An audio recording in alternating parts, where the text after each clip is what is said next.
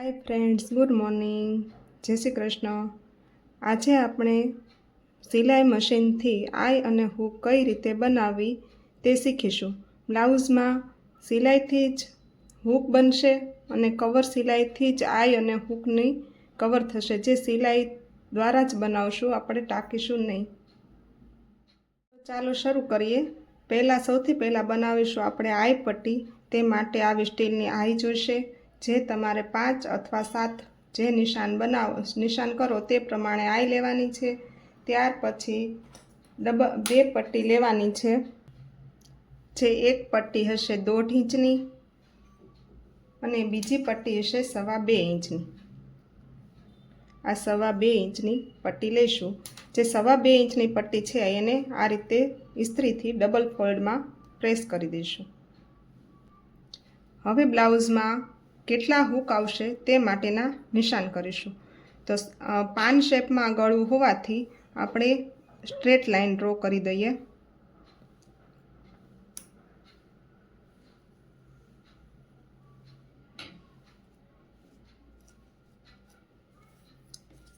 અને એક નિશાન ઉપર અને એક નિશાન કમરપટ્ટી પર, તેને ડબલ ફોલ્ડમાં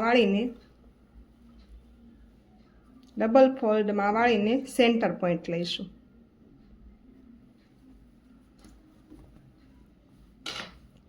ત્યાર પછી 2 નિશાનની વચમાં એક નિશાન, એ રીતે ઉપર અને નીચે, એટલે આપણે આવશે 5 હૂક। એ રીતે તમે 2 પણ સેન્ટરમાં લઈ શકો છો, તો થઈ જશે 5 ને 2 7 હૂક। હવે શરૂ કરીએ। સૌથી પહેલાં આઈની પટ્ટી બનાવીશું। તો જે ડબલ ફોલ્ડમાં પહેલી પટ્ટી લીધેલી છે તેને આ રીતે મૂકીને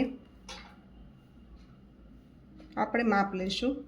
જ્યાં આપણે લાઈનની પોઈન્ટ આવે છે ત્યાં સુધી ચોકનું નિશાન કરીશું।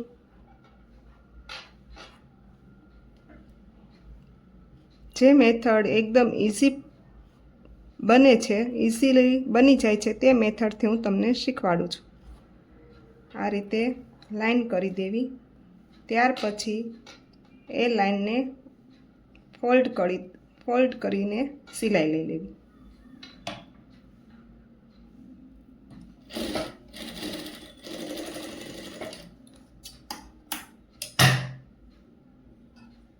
જે નિશાન આપણે કર્યું છે તેની ઉપર જ સિલાઈ લેવાની છે।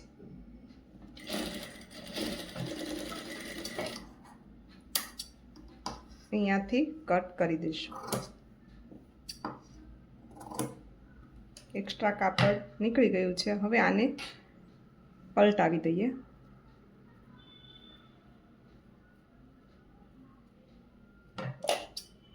જો વધારે સિલાઈ માર્જિંગ હોય તો અહીંયાથી ખૂણો કટ કરી દેવો, જેનાથી આસાનીથી પલટી જશે।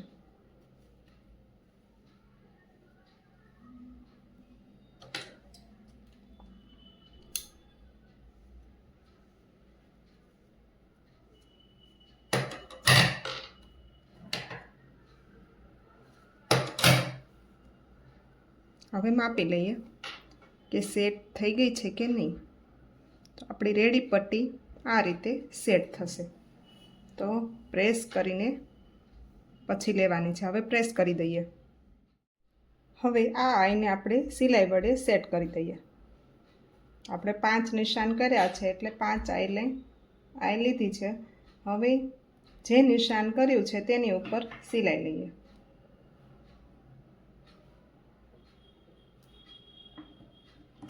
એકદમ શાંતિથી અને મશીનને એકદમ ધીમું ચલાવવાનું છે, જેનાથી સોયને નુકસાન ન થાય।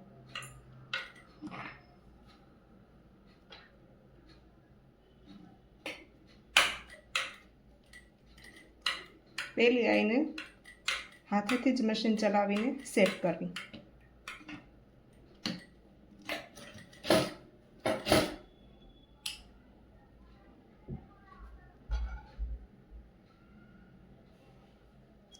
જે સ્ટ્રેટ લાઈન કરેલી છે તેની ઉપર જ સિલાઈ લેવાની છે.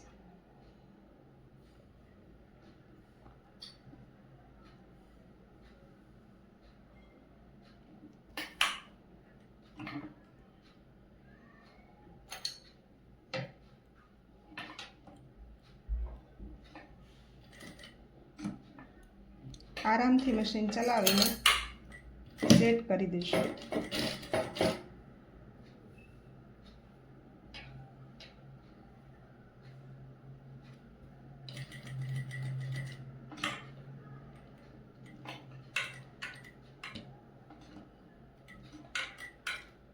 આય જ્યારે આવે ત્યારે બને ત્યાં સુધી મશીનને હાથેથી જ ચલાવવું.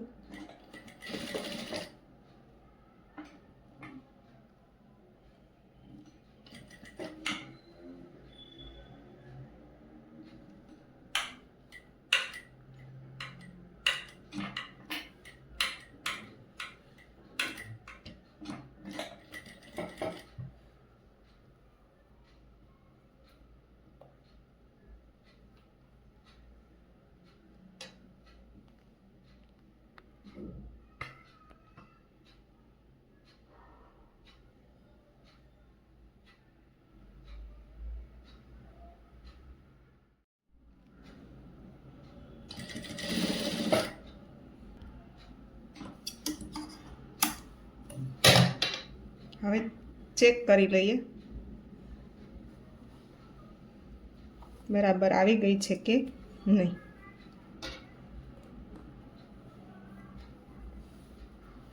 આ બધી આય બરાબર આવી ગઈ છે.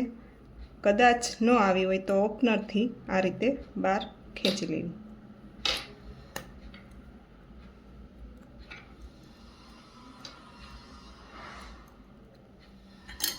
હવે પાછી બીજી સિલાઈ લઈ લઈએ એટલે મજબૂતી એકદમ વધી જશે.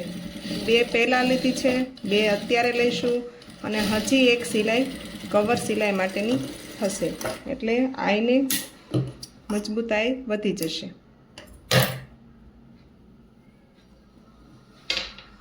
આ થઈ ગઈ છે સેટ.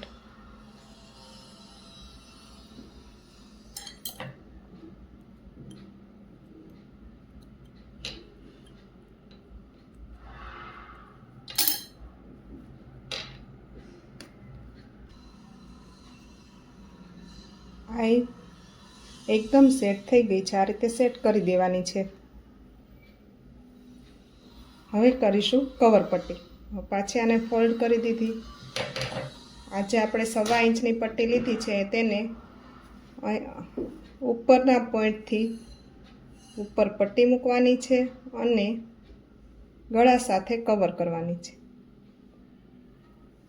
આ રીતે કવર કરવાની છે. ગળા સાથે કવર કરીને સ્ટીચ કરી દઈએ.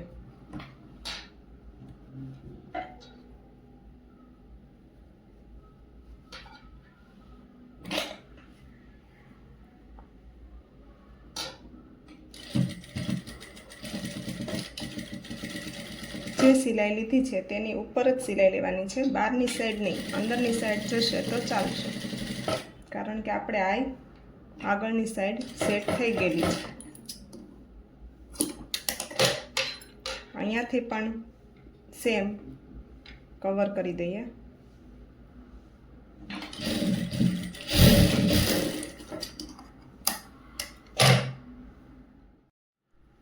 હવે જોઈએ પટ્ટીને ઓપન કરીને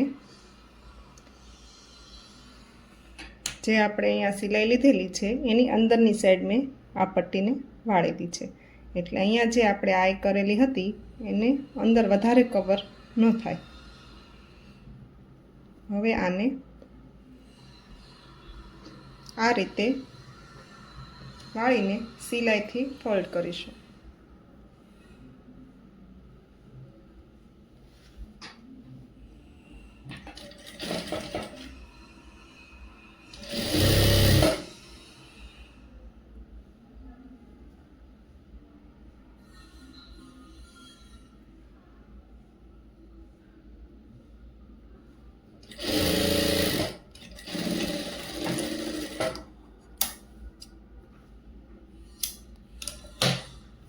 અને અહીંયાથી આપણે આ પટ્ટીને આપણે હાથ સ્ટીચ કરીશું,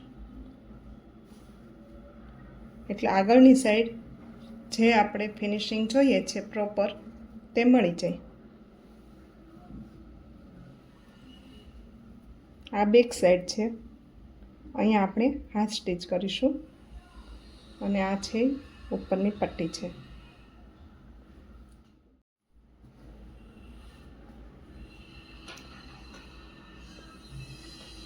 આપણે ઉપરનું ફિનિશિંગ છે, આ આપણે બ્લાઉઝની અંદરનું ફિનિશિંગ છે.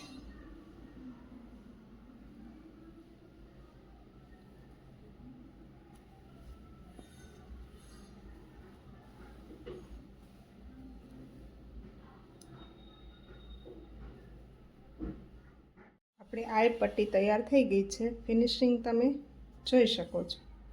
આપણે ઉપરની પટ્ટી છે અને આ બ્લાઉઝની બેક સાઈડનું ફિનિશિંગ છે, જ્યાં અહીંયા આ પટ્ટી ધાર પર આપણે હાથ સ્ટીચ કરીશું. નોર્મલી આપણે હાથ સ્ટીચ આ રીતે કરતા હોઈએ છીએ.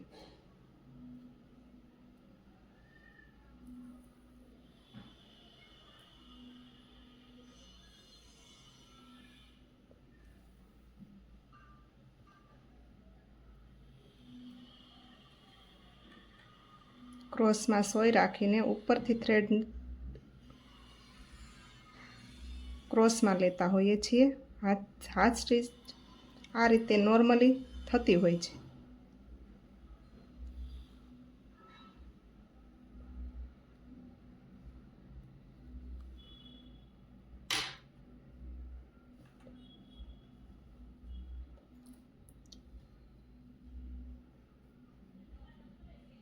આ રીતે હાથ સિલાઈ આપણે કરતા હોઈએ છીએ, પણ આપણે આ રીતે નથી કરવાની. આપણે થ્રેડને અંદરની સાઈડ કવર કરીને હાથ સ્ટીચ કરીશું.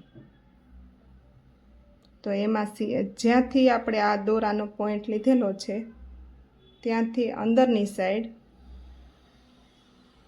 કવર કરીને ઉપરથી સોય લઈશું.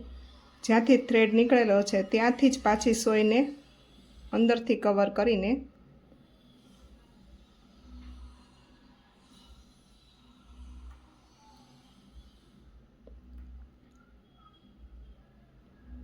આ રીતે હાથ સ્ટીચ કરવાનું છે.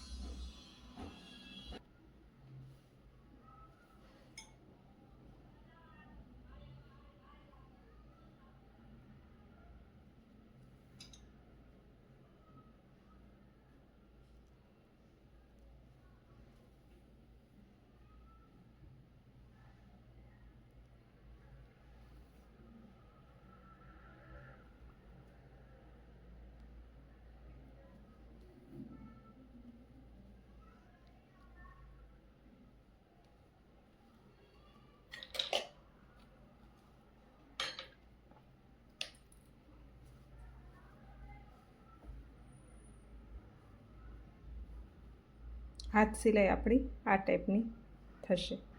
આ જે રેગ્યુલર કરતા હોઈએ તે છે અને જે આ આપણે કરીએ એ રીતે છે. આ રીતે પણ તમે કરી શકો. આ છે આપણે ઉપરનું, જ્યાં ક્યાંય પણ ટક્સ દેખાતા નથી. આ રીતે હાથ સિલાઈ આપણે કરીશું. ઓકે.